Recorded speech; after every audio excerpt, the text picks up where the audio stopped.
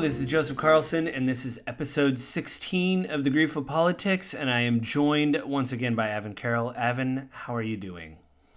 Doing pretty good. Thanks for asking. Having a good Sunday, I hope? Yeah, you too. I mean, it's Easter, man. It's, for you, obviously you've been very open. You're religious. You're probably having some dinners. You probably went to church already and stuff like that. I'm doing one of those things and not the other thing. So we have a whole dinner planned. But yeah, it's good. It's good so far. So Yep. No, we already went to church, came home, and then we're going to head over to Lisa's parents' place for dinner with her family. And Good. Yeah, should be good. Yeah, so this month, I chose to talk about healthcare. Avin thought we talked about healthcare before. We actually have talked around the edges of healthcare, but we haven't specifically talked about it. But I want to remind everybody before we start the show that this podcast hits every month at www.thegriefofpolitics.com. You can go there and leave a comment below the episode. If you want to write to us, you can write to Avin or I at gwgpodfellows@gmail.com. That way, and also, when you write to us, just let us know what episode you're writing about, because I don't want to delete I want to know what you're talking about or your question or like that. Give us the likes and subscribes. You can subscribe to the podcast on Spotify or Apple iTunes. You can go to there, leave the comments, the stars, all that kind of stuff. I think on Spotify, you can just leave stars on the actual shows, not on the episodes.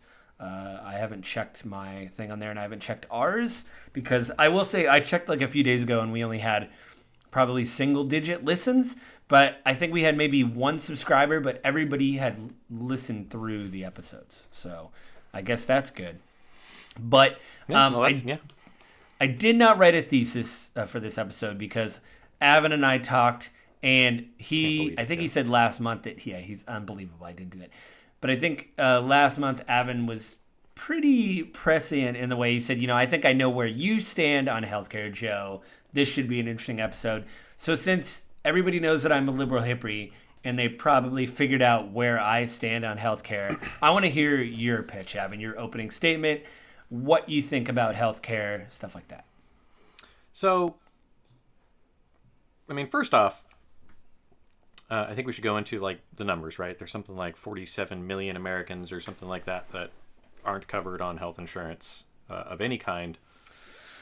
I think that number's as of 2019. So it's a little bit dated, but it's probably gone down, not up, with the efforts of our Congress, with the last president. I don't think that's a good thing, right? I would like everyone to be covered. I think the overall intention or concept of universal healthcare is a great idea, right? We provide police services from the government, we provide fire protection from the government. Why don't we provide health protection? So I think it would be a wonderful thing for us to do. Of course, the New York Times article that you sent goes into this in more detail, so I wanted to read it for the detail, but to be honest, all I did is sign up for a free account, and you get so many free articles. It did not tell me I could do that. Oh, then maybe I subscribed to it for $1 a long time ago and have no idea that I did that, and maybe need to go check through my subscriptions to make sure that I haven't subscribed. I didn't get that crippling balloon payment that they're like, oh yeah, you can have $1 a month for X amount of time, and then it's $200, whatever. Anyway, every 3 days. Yeah. So yes, I think it would be wonderful if we could just give everyone healthcare across the board, and no one had to worry about it.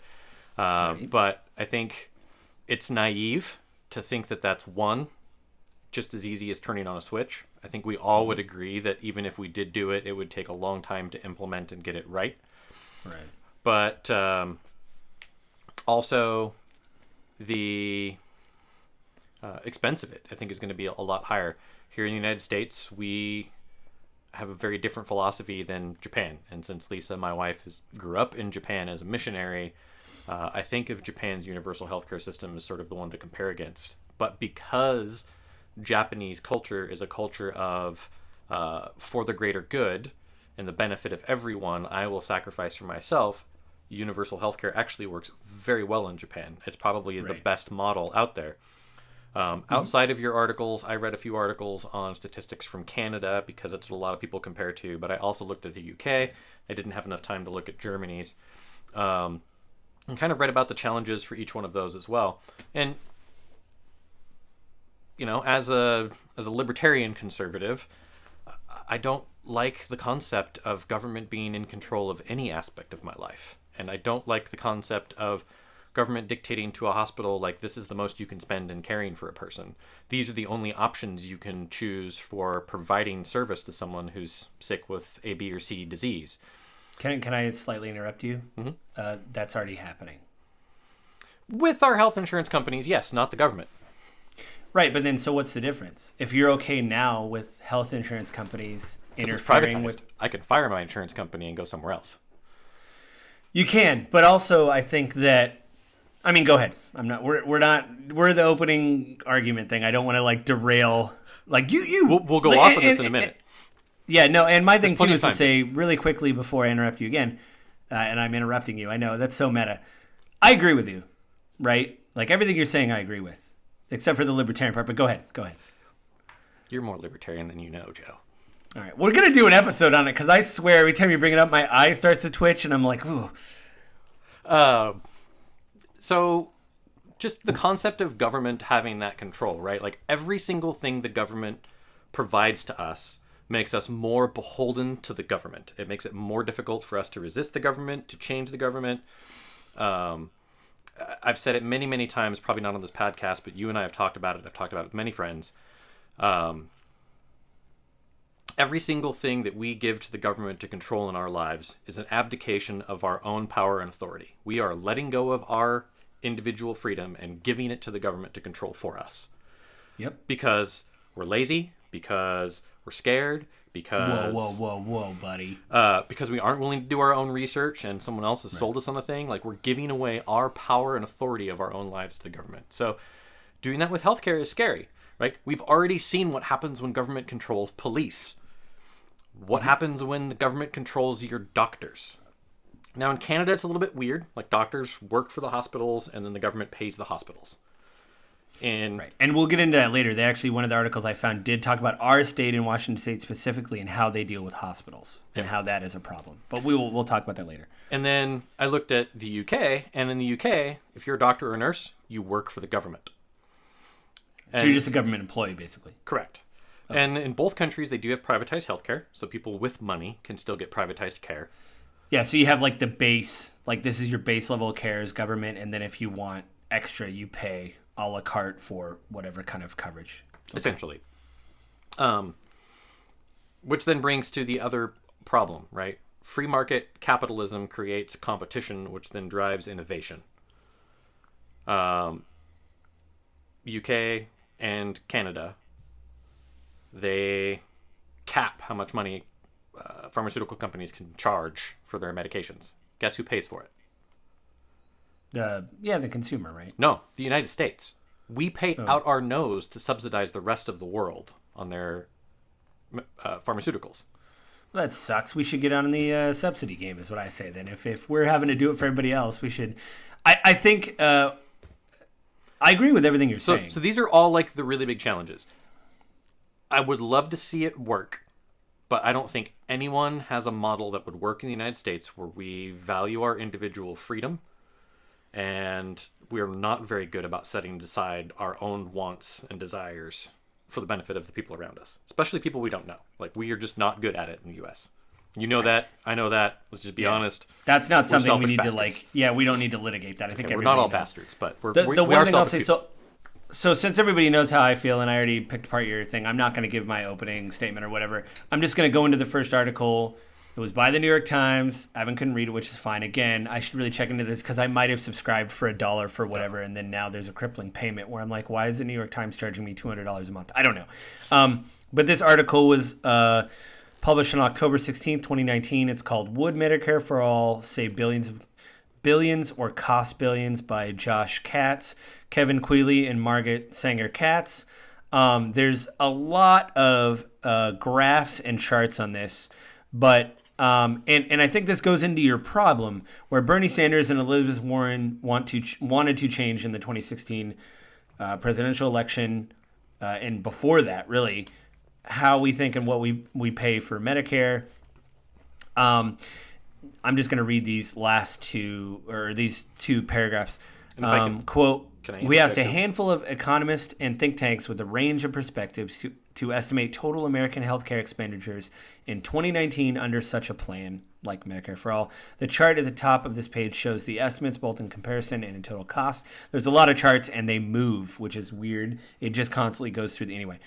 In all these estimates, patients and private insurers would spend far less, and the federal government would pay more, but the overall changes are also important, and they're larger than they may look. Even the difference between the most expensive estimate and the second most expensive estimate was larger than the budget of most federal agencies. So here's part of the problem. They went to, I'm just going to go down here. The estimates come from Gerald Freeman, who's a professor of economics at the University of Massachusetts. Charles Blayhouse, he's a senior research strategist at the McCarritis Center at George Mason University, and an analyst at the Rand Corporation, which is more right-leaning, so they kind of went across the aisle. They asked everybody. A global policy research group that has estimated the effects of several single-payer health care proposals. Kenneth E. Thorpe, who's the chairman of the health policy department at Emory University, who helped Vermont estimate the cost of single-payer proposals in 2006. And analysts at the Urban Institute, a Washington policy research group. Anyway, they went to several people, and throughout the article, they have charts comparing totals from all these agencies, which I think is good, so you can get the over-under of, what it is. It says right here, right now, individuals and employers pay insurance premiums, people pay cash co-payments for drugs, and state government pay a share of Medicare costs, and a system like one introduced by Mr. Sanders or another from Representative Pramila Jayapal and the Congressional Progressive Caucus. Who is it? Pramila Jayapal. She's one of our representatives. Okay. And the Congressional Progressive Caucus, nearly all of that would be replaced by federal spending. That's why some experts describe such a system as single payer. Some have more modest proposals that would preserve some out-of-the-pocket spending and a role for private insurance. So it's a lot. And they keep bringing up how much. And I just want to read this. So in our current system, doctors, hospitals, and other healthcare providers are paid by a number of insurers, and those insurers all pay them slightly different prices. In general, private insurance pays medical providers more than Medicare does. Under a Medicare for All system, Medicare would pick up all the bills. Paying the same prices that Medicare pays now would mean an effectively pay cut for medical providers who currently see a lot of patients with private insurance. So that's the rub, right? And you were talking about this in your opening statement. The government will put a cap on what people would do. You could say, hey, we can only pay this much for this, right? Mm-hmm. But I would like to point out again, like I said in your opening statement, that is already happening. Insurance companies all the time tell people, you and I many years ago knew doctors, and they say all the time, we're not paying for that. Yeah. Well, that's just it, right? Like the pharmaceutical companies will come up with a new medication, it's experimental or it's not proven, and the insurance company will say, well, no, we're not paying for that because it's really expensive and it's not proven. So, was it up until the Affordable Care Act went into place? Like, insurance providers could cap your mental health insurance. So you could only do so many visits in a year, which they can't do anymore. And I'll say this much, looking at the totals in the article, I'm agreeing with you, like it is nigh impossible to do this. And I think when you were talking about Japan, and I don't know when Canada did it, but I know when Britain instituted this, it was around the end of World War II, I think. And so they've had this amount of time to make a system that works for them. We're starting we haven't even started yet. We're talking about starting. Yeah, we're talking about starting it. So that's the thing, is those other countries, in a way, is good because you can look at the totals and what things have cost. Like you said, you were shocked to find out that we pay. I didn't even know we pay for prescriptions in Canada. But one thing they did bring up in this article is we don't pay for the subscriptions in Canada. We in the United States cover the losses or the lack of profit. for the other Right. countries where pharmaceuticals can't sell at a profit or can't sell at the margins they want to.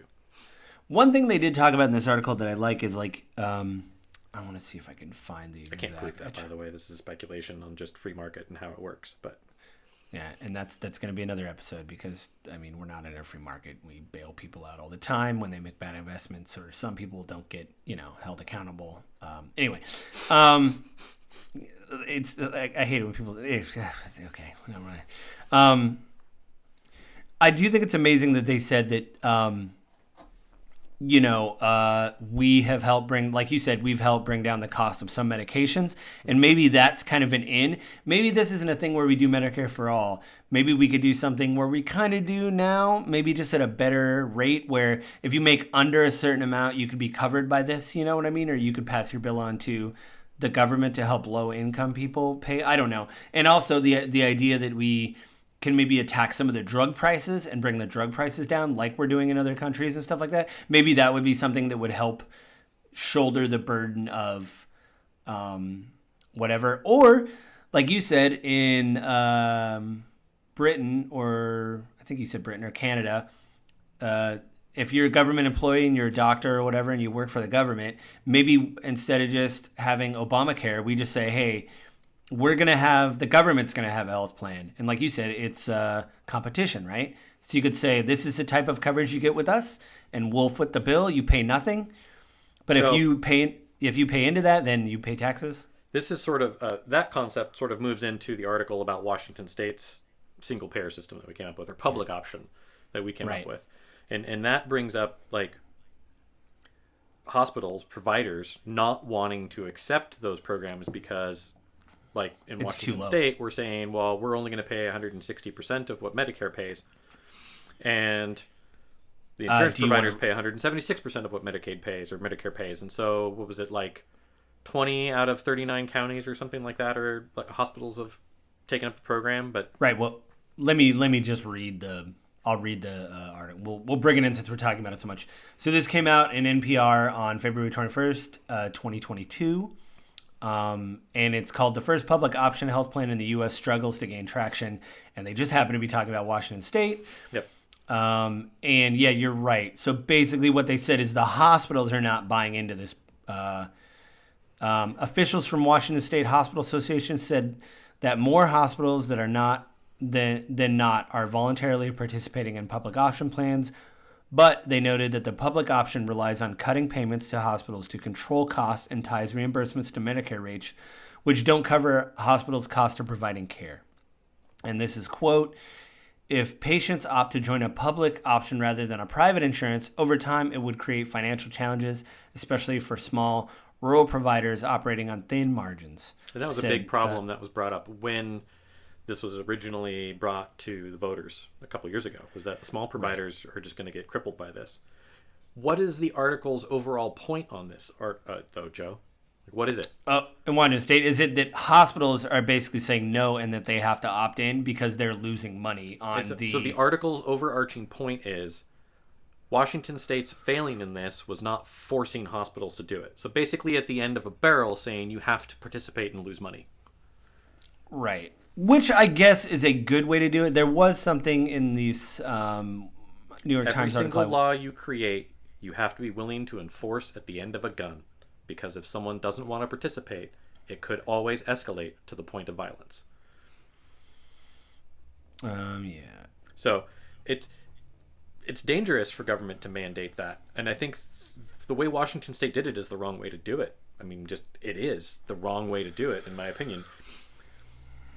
And I do actually like the idea of individual states coming up with their own healthcare options, though, because that's how our country was designed. Allow the states to decide how they want to run themselves. We have moved to a more federal model, and we shouldn't be. We should be moving back towards a more state-centric model, my own opinion. Yeah, I'm trying.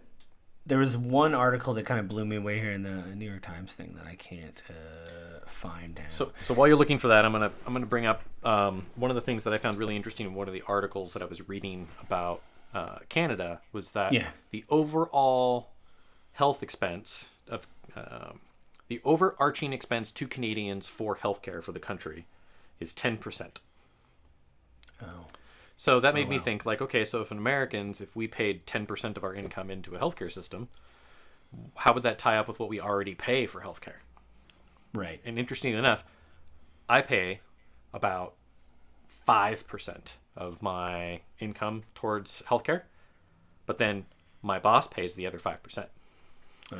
So if you were to get rid of that expense and then just make it a 10% income tax, how would that translate, right? I get what you're saying. So I do actually think that from an economics standpoint, it would be overall more affordable if that's how we did it. But you then end up with zero competition. And our reason for having a failed healthcare system in the United States, and I don't even want to say it's failed, we have some of the best healthcare in the world, it's just not everyone can afford it, which is not good. But, like, one of the biggest challenges in Canada and England in both articles that I read on a pros and cons sheet, one of the cons on both of them was accessibility. I tried to find a procon.org, one of our favorite sites. I tried to find something on I found like but 3 they different couldn't. pro-con articles for both. I'll have to send them. Oh, really? I must not have been putting the right search terms in or Anyway, whatever. for both countries, it was accessibility to MRIs and PET scans was super low. Why? Because they're incredibly expensive. And the government doesn't want to spend money on that stuff, so they limit it. And it can be very difficult and time-consuming to get in and get those kinds of scans. In the United States, it can take a couple weeks. Right. Um, Well, I mean, that's still maybe something. even less. Yeah, I mean, I don't know. So I did. Go ahead. Go ahead. So the overarching point, like the failure in any universal healthcare system, is no competition, right? Like you get what you get. You get what the government gives you. And in advanced first world countries, that's still pretty dang good healthcare. In the United States, the problem we have is there is competition, but no one has access to any of the information. So it's not free trade. Like you said, there is no free trade. I don't know what Hospital A, Hospital B, and Hospital C are charging for the exact same procedure. Yeah, there's no transparency, basically. And that, in my opinion, is like the biggest failing across the board. If literally all that was mandated by our government was every single hospital, you have to list every single price for every procedure that you do publicly for everyone to evaluate. Yeah, because it seems like some of that change stuff comes completely. afterwards. It seems like that stuff comes afterwards. It all comes know? afterwards. You go to the hospital, your insurance company deals with it. So it allows hospitals to charge whatever they dang well please. Providers, some providers will charge half of what another provider will do because they have no clue what their competition charges. There's no free market capitalism in that at all. This is legitimately all behind closed doors, secretive negotiating between different hospital networks and the insurance companies. And that is our biggest problem in healthcare in the United States, in my opinion. But yeah, you can't have a free market if you don't publish that stuff. Right. Yeah, you're right. You can't. So I found the paragraph I wanted to, and here's something that I kind of knew in the back of my head, but they put it in black and white, which I was like, that's right. So they said the complexity of the American system means that administrative costs can be high, which they can. Insurance companies spend on negotiations, claim reviews, marketing, and this is very important, and sometimes shareholder returns. So Frequently. we have turned this into a profit center for these shareholders. And I would say that I don't know how it works in Canada or Japan with if you get a bonus or maybe you get extra time off or how that works with their compensation. But I would say this is one of the biggest problems of our system is that there's so much money, there's profit in it, as opposed to care being the number one thing. And again, I don't live in Canada. I don't live in Japan. I don't know how these things are profitable for those people, and there might be some bonuses, yearly, quarterly, whatever. I don't know.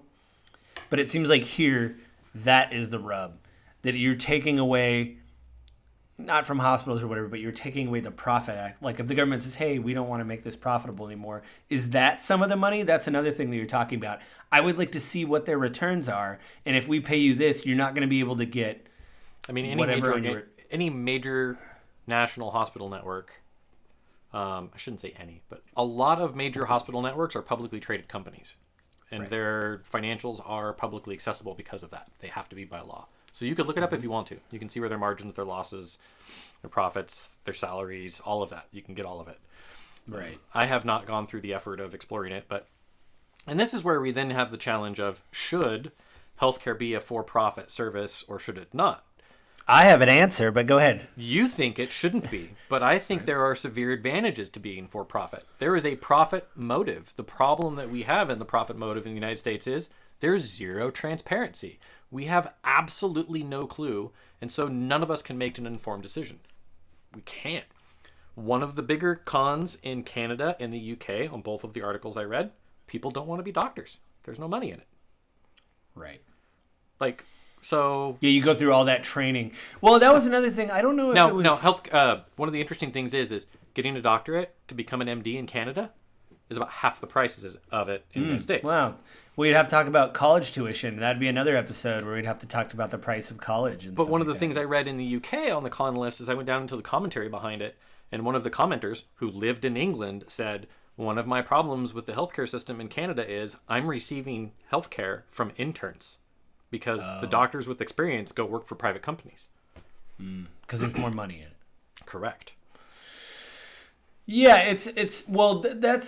And it's obviously not all, right? Like, a lot of people Right. get into healthcare because they do want to serve and be generous and kind and helpful. No, that's... And I'm not saying people shouldn't make money or, pay for things, but I think But the government should dictate how much they can make. Yeah. Okay, Joe. We do it all. Would you be okay with that if the government dictated to you what you make? I mean, they do in some cases, and for you, it's very They generous. do, Avin. They do dictate what I make. And it doesn't matter if it's the government. My employer already dictates what I make as it is. I'm can non-union. leave your employer. Okay. All right. Yeah. It's really easy to just watch. I see you later. I'll get a job tomorrow. You did, actually, and then you came back because the grass wasn't greener. Well, they offered me a mess. Anyway, that's another episode. No, I think. Listen, I agree with everything you're saying. It's not without problems, but I think the difficulty I see. I don't want to say problems again. The difficulty I see with all this is we are just like other episodes we've done on climate change or reforms of anything. We're talking about it now. You know, when all these other countries have started the ball rolling years ago, and for good or worse, have worked out some of the things, maybe not worked out. You know what I mean? You hear about prescription drugs being cheaper in other countries. Like, hey, why can't we just get some of that? You know, like you said, why can't we just maybe pick at the edges and adopt some of these systems? You know, that these other, like, just to relieve some pressure. And one of the articles I think we should bring in now, the last one by, I've never heard of this, but it came up. Health exec for leaders of provider institutions. And this is just a study. Universal healthcare system would save lives and improve healthcare. And this was published by Amy on February 18th, 2020 by Amy Baxter. And basically it just says that it was published. There was a study published by The Lancet. The study underscores that despite having the highest healthcare expenditure per capita, the U.S. still struggles with uninsured and underinsured people. Currently, about 37 million Americans are without health insurance, while another 41 million have inadequate access to care, according to Yale researchers who conducted the study. Blah, blah, blah. By contrast, Medicare for All would actually cut healthcare expenditures 13%, or more than $450 billion annually. In addition, a universal healthcare system would save 68,000 lives annually by ensuring access to care for all Americans. And creating a universal healthcare system wouldn't come at a significant cost to taxpayers compared to the current. So, anyway, the entire system could be funded with less financial outlay than it is incurred by employers and households paying for healthcare premiums combined with existing government allocations. One of the things they pointed out in... allocation. One of the things they did point out in the New York Times article, which you and I know, we right now are paying for people's health care. Because if you pay into a system and we're not going to the hospital, that money is allocated to somebody who's going to getting medication or going to a clinic or getting service, basically, right? I mean, we pay for veterans through our taxes. We pay for Medicare. Well, I'm just saying our insurance premiums right now. You and I are paying on insurance. Maybe we're not going to the doctor, but that money we're putting into that pool or giving to the insurance people is going to other people as they're going to whatever. And, you know, that's wild. You know, it's a big pot right now, basically, you know? So my argument is, okay, we're already throwing it into this one pot. And I agree with you. The government is not perfect at everything. But if they had a system if they had like basic, like you said, like in the UK or Canada, where it's like, here's our basic level of care and this is what we cover, like an HMO. This is what we cover and it's a government plan. You will increase your taxes and this is what you get. And you could go to Kaiser, Blue Shield, and here's the extras. You know, you could get your MRI, like all that kind of stuff. I mean, just to implement that, I'd be like, okay, let's give it a shot. And I tried to look up Massachusetts because I know Mitt Romney, worked on that in Massachusetts, I think in 2006, which I've heard anecdotally was kind of a blueprint for the American Care Act, Obamacare, whatever.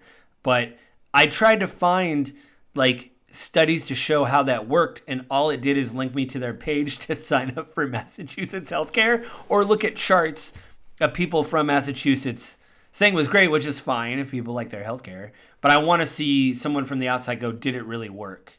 And I've heard anecdotally and read that when all the conservatives were complaining about Obamacare, Romney was somewhat quiet. Maybe he had some misgivings, but since his state had ran through it before, they had a little bit of a dry run to see what was happening. So it's not to say he didn't like Obamacare from what I read anecdotally, but he kind of knew like, okay, here's the sticking points, you know?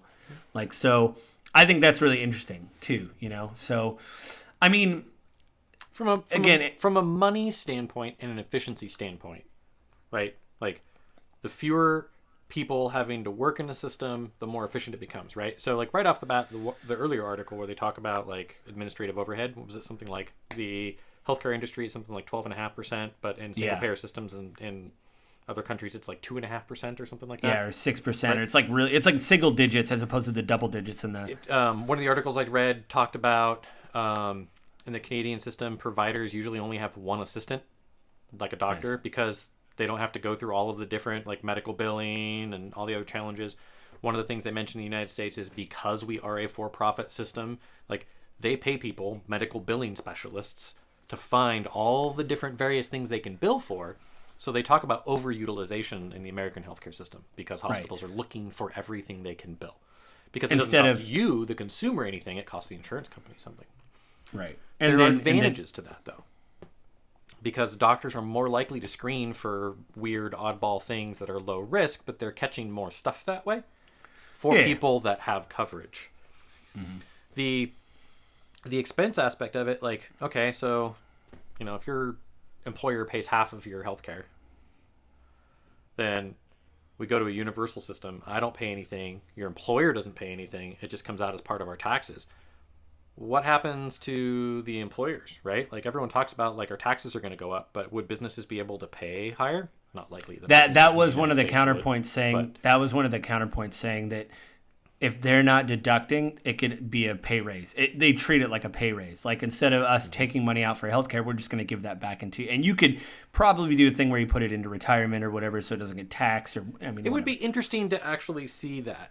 Again, my challenges with it aren't in that aspect of it, but when you brought up like why don't we nitpick bits and pieces and make it work for us by a little piece here, a little piece there, is when you do it piecemeal, you really do make it more expensive for everybody. Because you're not getting rid of any of the expenses, you're only adding expenses. Right. So then it becomes a case of haves and have-nots, which is one of the big challenges in England and Canada, is haves versus have-nots. People participate in the government system and they get what the government offers. And guess what? Guess who are the people that get the worst healthcare? Yeah, the people that are on the NHS, probably whatever. Like. No. People that live in rural areas because there's not enough money to justify building new hospitals, putting new equipment in, bringing in new doctors. And so they have to legitimately, the national healthcare system in Canada will pay to transport people into larger areas so they can get healthcare because they can't get it in their communities. I will say this, it's another thing anecdotally. Oh, go ahead. Oh, yeah. Well, so it actually is more classist. Well, it's one thing I heard anecdotally was that, again, like people that are in other countries that have access to it. Actually, I shouldn't say it's more classist because they still get access. It's just hard to get. You don't have access to like maybe MRIs or whatever. But the idea is that you're like, okay, well, but I have a cough. I could go to the doctor. The problem we have in America is, I don't want to pay. So I'm just going to sit at home with my cough or my ache or my pain. I know something's wrong. I don't feel right. Mm-hmm. I'll just write it out because I don't want to go to a doctor. My insurance, if I have it, sucks.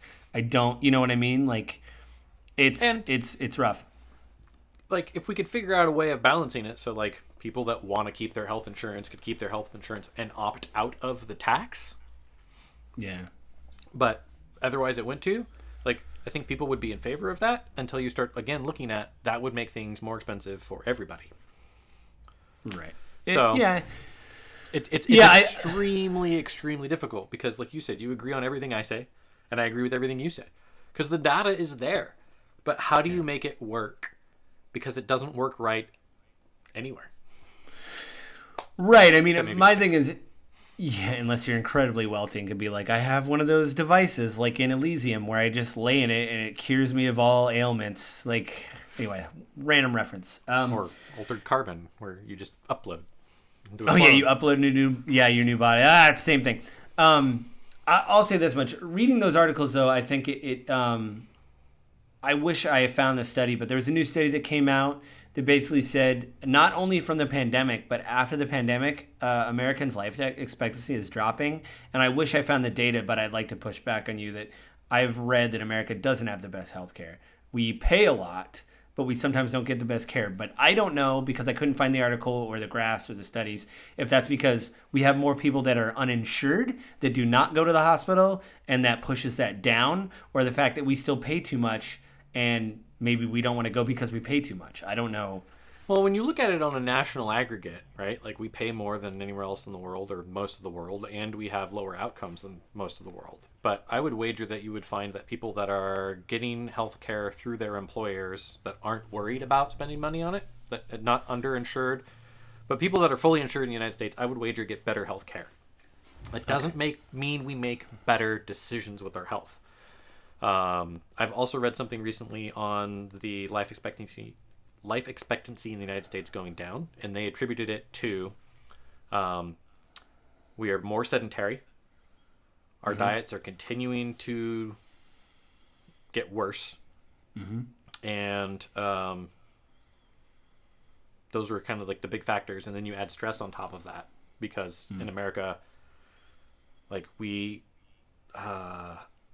glorify a hustle culture, work your butt off to make more money and be more successful, as opposed to like having rest, spending time with your family and your loved ones, you know, working to live instead of living to work.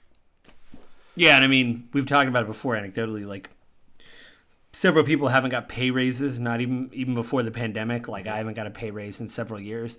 And with the cost of gas going up, with everything going up, you have to work. Yeah, I'll do overtime. I'll do another shift, stuff like that, just to pay for it. And they're not even over. But that's not even what I was getting at. Like, we in the United States are a culture of, like, we started off with lift yourself up by your bootstraps, and the Protestant work ethic is kind of the history of the United States. But we've just, like, lifted it up and raised it up as time has gone by more and more and more. And we idolize people that work 100-hour work weeks, 80-hour work weeks.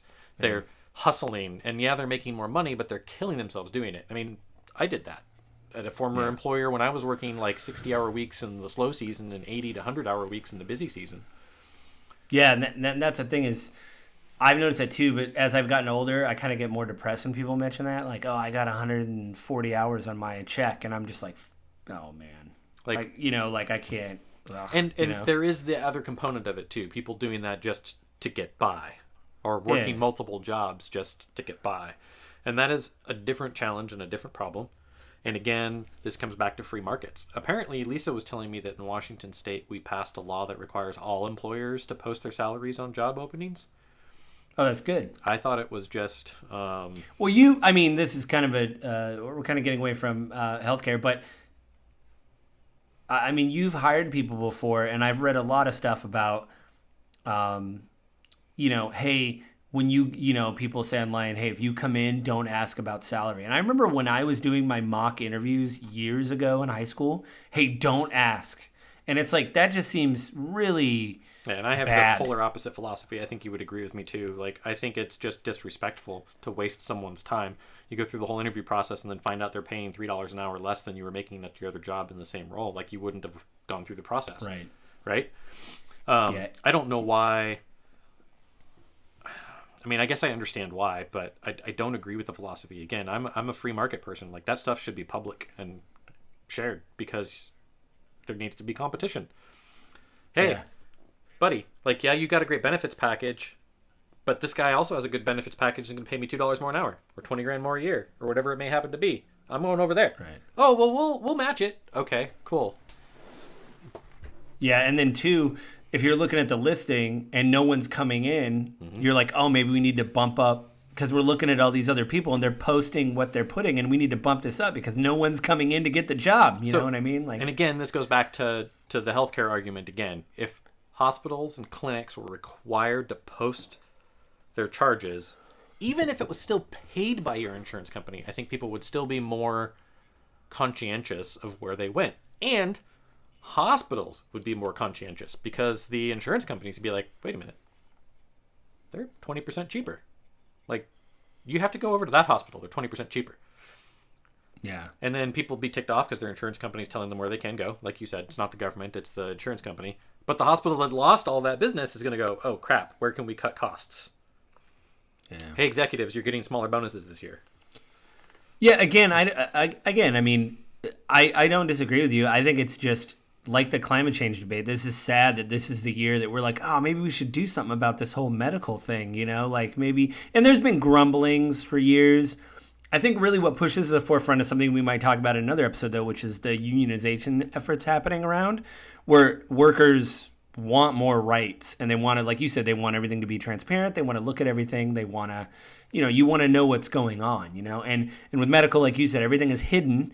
So you have absolutely no idea where your money's going until you get the bill. And then you say, why did they, you're probably at that point, maybe if it was severe enough, happy to be alive. But at the end of the thing, you're like, why is this so much? I mean, just to be really personal, when my wife and I went to the hospital when she had miscarriages and stuff like that, it's a terrible situation. I'm glad my wife is healthy and things like that. But when you get the bill, it is a really big slap in the face to know what you went through emotionally, to then see a bill attached to it. Whereas extremely, you're just like, oh, that's another way that we're just going to have to deal with this terrible thing that happened, And it's just like, and I remember one time through all the illnesses that we went through, the time she had the miscarriages and was in the hospital, one lapped over into the two happened basically in the same year. And we had spent so much, I don't know what they call it, like a lot, whatever they call it. There's a term where it's like everything's for free because you spent this much out of pocket and you've reached your deductible maximum, deductibles and all that stuff.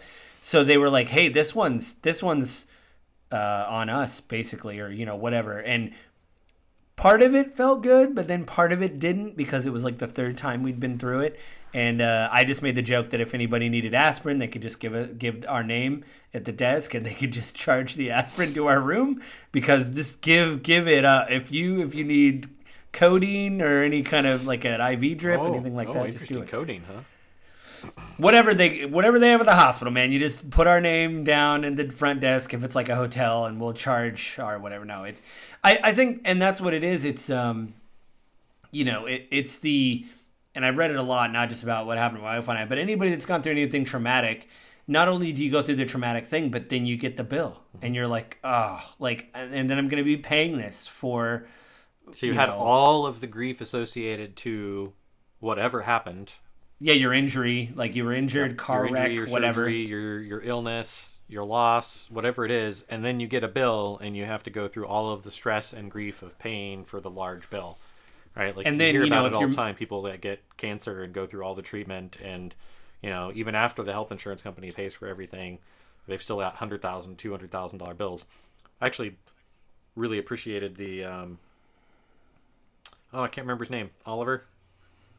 John Oliver. Yeah, John Oliver on his new show where he like went behind the medical billing thing and like showed the backs. Oh, last week tonight. And bought all of the medical debt and then released it. Oh, yeah. And, like, I was like... He did that with student debt, I think, too. That isn't the first... He did it with college debt, too, because it is, like, a weird thing like gambling with college debt where, you're sitting on debt for so long, they will sell that debt to another company for, your mortgage or any other kind of debt? Yeah, like 40 cents on the dollar because they just want to get paid out and close the books. Mm-hmm. And so then he went through, bought up a bunch of debt on college debt and paid it off and was like, now, we sent letters to people saying your debt's been released. We just forgave it. So on the healthcare thing, there's all these challenges and struggles and difficulties, and I've always wondered, like, in looking at it, like, what is the right solution for it? And I've always kind of dabbled with the concept of, why don't we do it at a state by state level? Why don't states levy healthcare like they do fire and police? Yeah. And like go to employers and say, hey, if you guys kick into this, what you're already paying for healthcare, and your employers pay in taxes the difference on that, like, we can cover everybody. And I think we would see a lot better than what we did with the Affordable Care Act. The Affordable Care Act was a poorly written bill. It was a desperate attempt to come up with something and get it on the books, and it helped some people. Like, even for me with mental health, it created some provisions that were really, really useful. But ultimately, the implementation of it, like, the exchanges still aren't that good because companies aren't really offering good programs. They're backing back out of them. Yeah. Well, yeah, that's the thing I think that bothers me is that I think in a way we had some good stuff there, and it like you said, because it was so long ago, it's like nobody's revisited and said, how can we clean this up? And even at the time, people were like, well, this isn't like a silver bullet. This is more of just a Band-Aid on an already horrible system. And again, one thing I didn't read in the New York Times article is that there's so many different, they're like, oh, we'll just do X, Y, and Z and it'll cost this much. But nobody's come up with a way to pay for those things, which is another big deal of, okay, fine. So you want to basically raise the deficit, or you need X amount of dollars. How are we going to get X amount of dollars? And when you're writing a proposal and you just shrug, that's not really a way to pass legislation in any meaningful whatever, or, there's no, and so... I mean, you look at Bernie Sanders or Elizabeth Warren, their answer is not like, yeah, we have to tax everybody. Like, everyone's tax load's going to go up. Their answer is, well, tax the rich. Well, you can't tax the rich and cover that. Like, if you tax the rich into death, they wouldn't cover the expenditures in the United States for a year. Man, I mean, that's probably... I'm going to actually write that down in my notes because I do want to talk about the rich. And I think we'll just call it... I don't know. Maybe it will be taxes in the rich. I don't know. But it is a part of contention that, you've seen it. Oh, my mouse isn't working. Yeah, I mean, there's a lot of... Yeah, like, let's see. We should kill them all. I'm being facetious, folks, by the way. I do not believe that. Yeah, I mean, I don't either. I don't want wealthy... I wish I could find the article again, but I read an article a few years ago from an economics journalist, and he went in. Now he's conservative, but he went in and he actually did all of the math, and he was like, if we took all of the money from the top 100 wealthiest people in the United States, we don't cover the GD or like the government budget for a year, and we still have to take money from every American, and we've now bankrupt the top 100 wealthiest people in the United States, who now have no money to support us the following year. Well, I don't. That's another. That is going to be a completely different episode, because that's to talk about tax rates and things like that. Like, that's totally something different. We all have to pay for it, and it has to be a social contract. But as I've said before, Americans inherently, not all of us, not everyone, right? Like, this is a broad general statement, but Americans, looking at it from a 30,000 foot view, we're very selfish. We want what we want, and we don't really care how it affects the people around us. Yeah, I mean, that's true. And I'd like to say, too, me being a liberal hippie, I've been listening to conservative stuff in general. I try to be pretty balanced in what I listen to. You do hear this term of, like, socialism, like, thrown around, which, yes, it is a socialist program to provide medical care from the government to people. But everybody keeps bringing up the USSR in the 50s and Venezuela and all these places, or Cuba. And they always bring up, oh, they've already done this. I have relatives that are from there, and it was terrible back in the 50s. It is not the 1950s anymore. There's a lot of countries out there that have different options of healthcare for different people. And it seems like mostly, if I could have found the data in this article, that they are doing okay. Their life expectancy is good. People are generally... very democratic countries out there that have universal healthcare systems and programs. Or single-payer systems and programs. That work, right? Like I said, Canada and England have some of the world's best healthcare, and everyone in the country gets access to it. But there are huge trade-offs. Like, right, yeah, people don't want to be doctors, and so it's difficult to get doctors. So it creates long wait lists. I mean that's my final statement is like I don't like the term socialist just thrown around over and over again. But it's not that like I mean, I'm sorry, it just slipped out. Yeah, it was a slip. You slipped. I get it. It's fine. Every time my eye twitches when you're libertarian, I get it. You got to get me once for that. But no, but the idea is that it could be better, and we know it could be better. Everybody that lives in America is like, ugh, I gotta do that. I gotta go to the doctor, and I'm gonna get the bill. Everybody knows. So like, why don't we do something about it and make it better? But everyone in America feels that way. No one wants to pay more taxes because we all grumble about what we pay in taxes. And yet, from a world standpoint, we pay some of the lowest taxes in the world. And kind of see some of the least amount of benefit from the taxes. I was going to say, you get what you pay for, right? We don't like. I mean, we have roads and everything. That's nice. But, lights. There are things in the United States. Like, was it people in the United States? I want to say, like Bill Gates. God, probably 15 or 20 years ago, did an interview or an article where he talked about like, yeah, we can solve all these problems, but we have to tighten our belt and increase our taxes. Like, we can't keep going in a deficit or it's going to fall apart. And so people keep wanting more and more and more services, but they don't want to pay any more money. And the panacea is always tax the rich. And that just, it won't do it. We all have to chip in.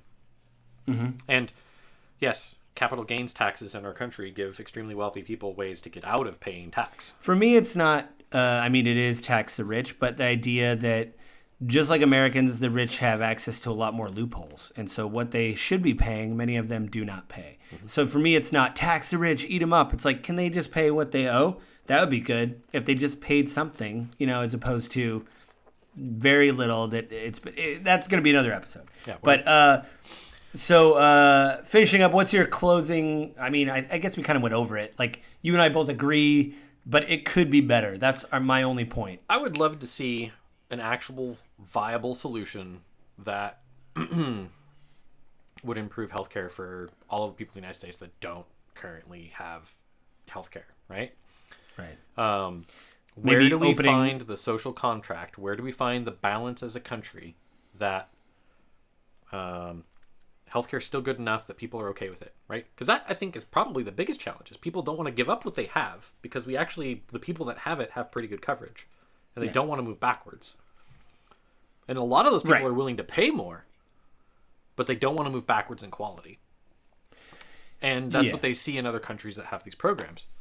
So how do you maintain the quality, maintain the freedom of choice, but provide care to everyone? And that's where I've kind of come up with the idea of like municipal hospitals. Why don't we create localized tax systems where, like, in Washington State, we have state-run hospitals and private hospitals.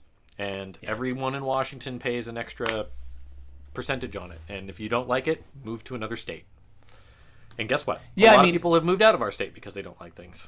I mean, a lot of it, too, would just be like roads. Like, I get mad, but I am glad that my nail doesn't get or my tire doesn't get a nail in it or anything. You know, like, there is work being done on some roads. There could be more, but like when I paint into a road, for the most part, I do see people doing work on roads to improve roads. Now I can. In Seattle. Oh, it's terrible.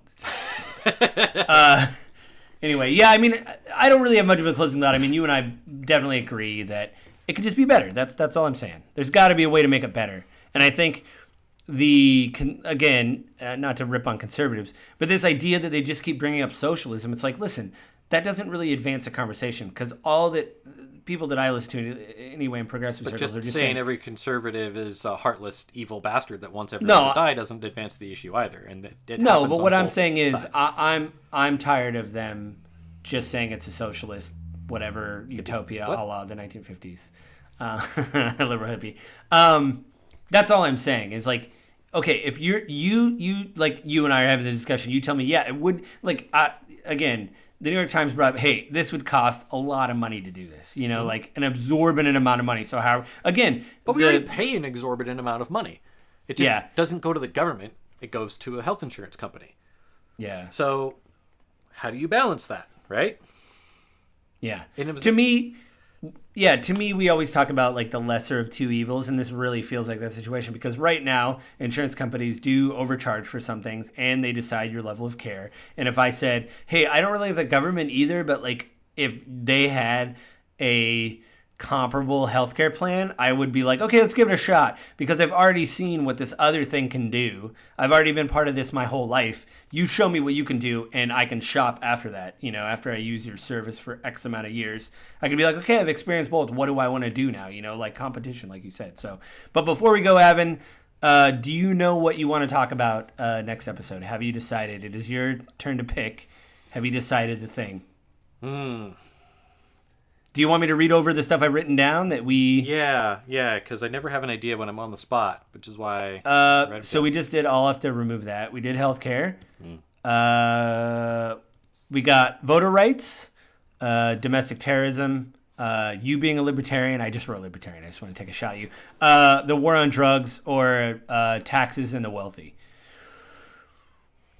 Ooh. Didn't we already do drugs? We did... Marijuana. We did legalization of marijuana, which, by the way, did you on an update to that episode we did, which I think was last episode, the United States government is voting on to decriminalize marijuana, which would mean, as we brought up in that last episode, that people that are growing it, if it was decriminalized, could go to banks and get loans to run businesses if they grow, if that happens. Now, I don't know if it's going anywhere. I heard some early debates, but I don't know if it's actually progressed anywhere in the House or the Senate.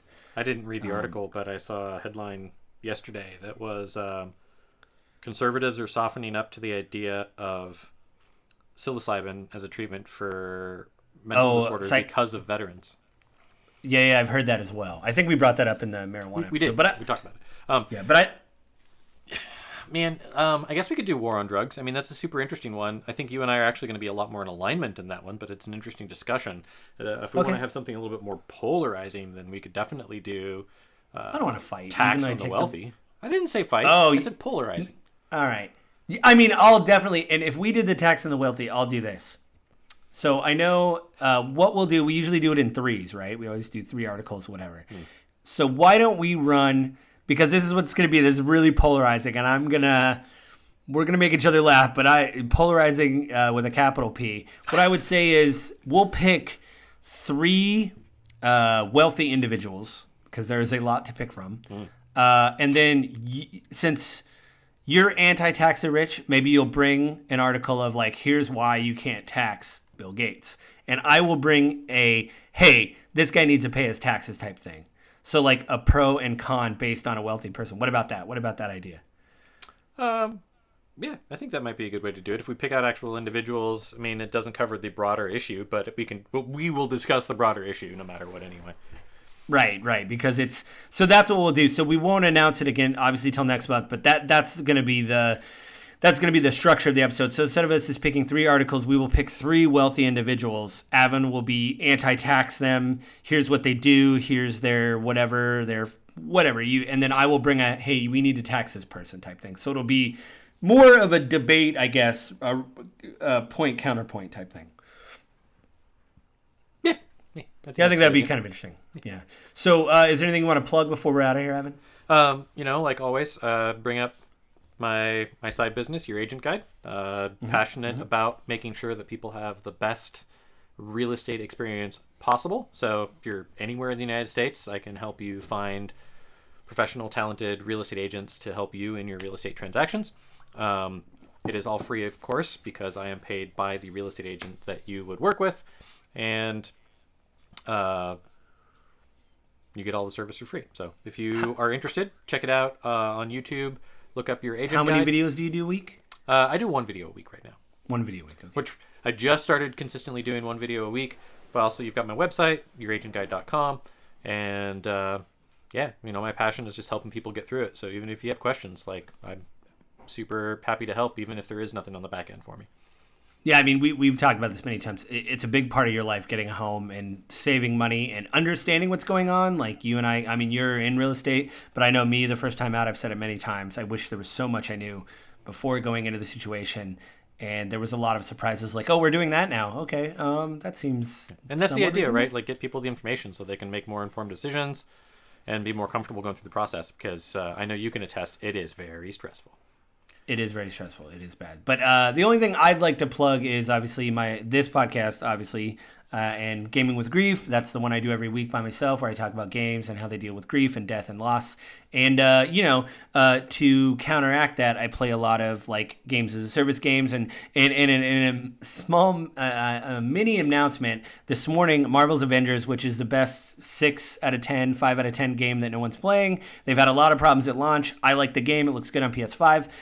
You had to play 50 of the same mission to get a trophy. That was the last trophy I needed to get a platinum. I don't usually platinum games, but just by playing that game, I was getting trophies. And every weekend, I would play 2 of those missions a day to try to get the trophy. And I got the trophy this morning because they don't track how many you've done. And so I was literally just shooting in the dark trying to get 50, and it popped after I did the mission today, and I was like, finally I can rest.